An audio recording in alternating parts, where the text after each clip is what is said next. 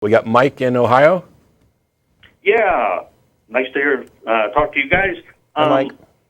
First of all, as I understand it, a deist believes that there's a God that created the universe, and a theist believes that it's a personal God that was hands-on.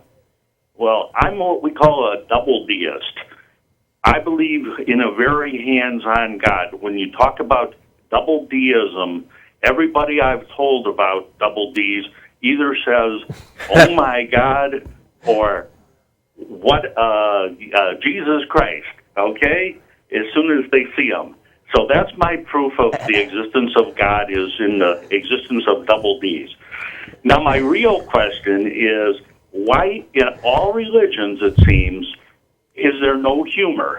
If you go through the Bible, the Old Testament, New Testament, the Quran, the Book of Mormon, there's no humor. It seems as though God doesn't like humor. Now, my theory is God is so insecure, he thinks people are laughing at him. Okay? And but he's not paranoid, because if he people really doesn't are. like any jokes. I just wondered what your comments would be on that. You want to go first? Go ahead. I don't even know what to say. I'm not 100% certain that that's true. The thing about, you could take any joke and then say that the fate of your eternal soul lies in not laughing at it and taking it seriously, and it wouldn't be funny anymore. Those stories about, like, I'm trying to remember the Moses thing where he's put in I can't remember the details of this.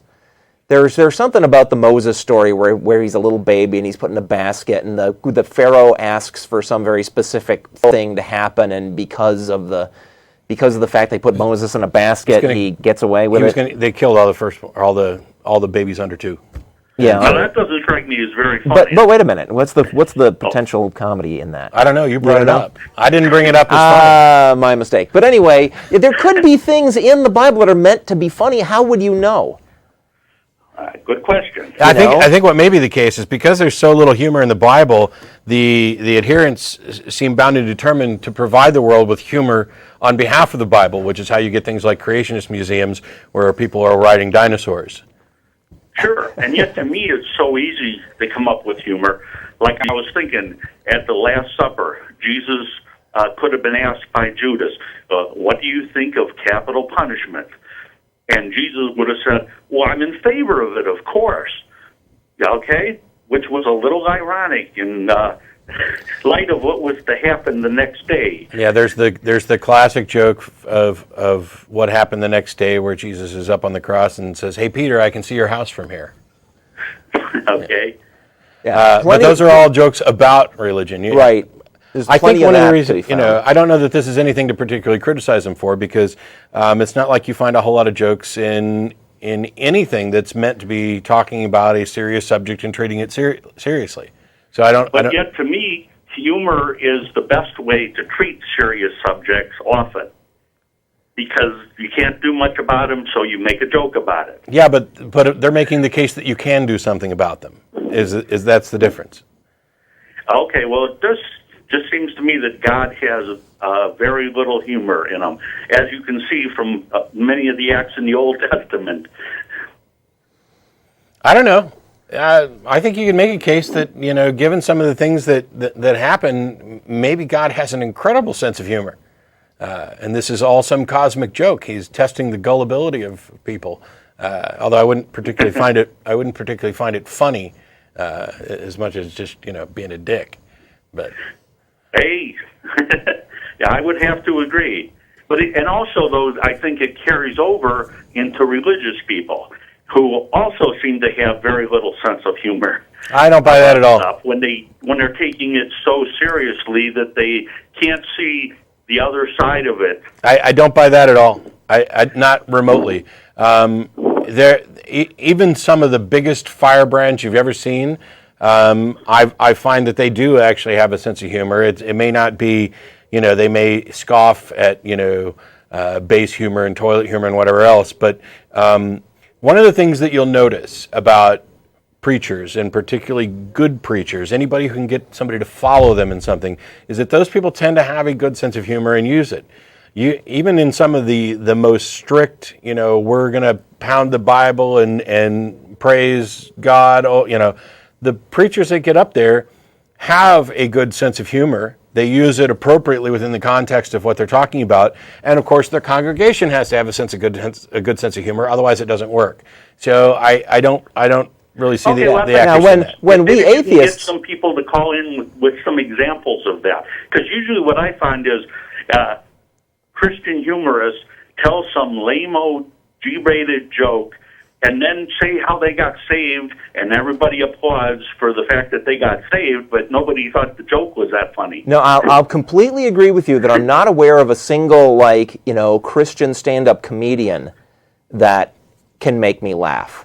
And I've tried, but that's when they're specifically trying to. It doesn't mean they don't have a sense of humor. It means that kind of thing doesn't work. I'm saying that they're probably not. There are Christian stand-up comedians, and yes, they don't make me laugh.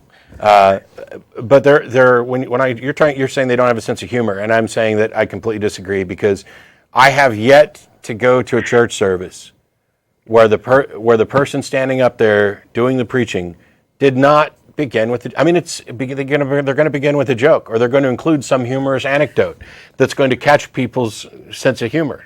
It's public speaking 101. So it may be too How can you philosophical? How can you disagree with me, Mike?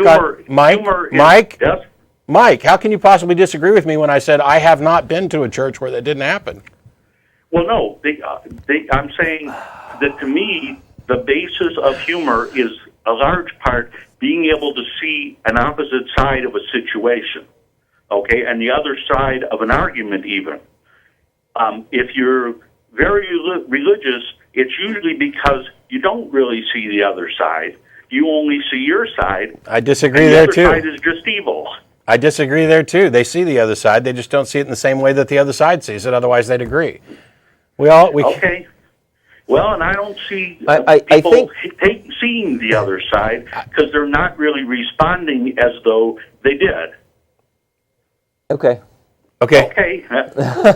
Sounds good. No, I think there is a point here. I think you're probably overstating it a lot. That we atheists have more freedom to play fast and loose with ideas because we're not committed to some imposed set of beliefs that we're told the fate of our soul hangs on. That I'll buy. But and that makes it easier for us. But I think you're taking it a little too far. I'll buy that there are more opportunities for humor, more subjects in which humor becomes appropriate. But when you start making broad statements that religious people are humorless or have no sense of humor or are incapable, I think you've gone way too far. Okay, well, everybody has an opinion, right? Yeah. Some of them are right. All I know is, with my sense of humor, that's what gets me through most of the life's problems, including those with religious people. Yeah. Okay, doke. Okay. Okay, Mike. Thanks a lot, man. Yep. Bye-bye. Hey, Mike. One last thing. Yeah. Mike would love that.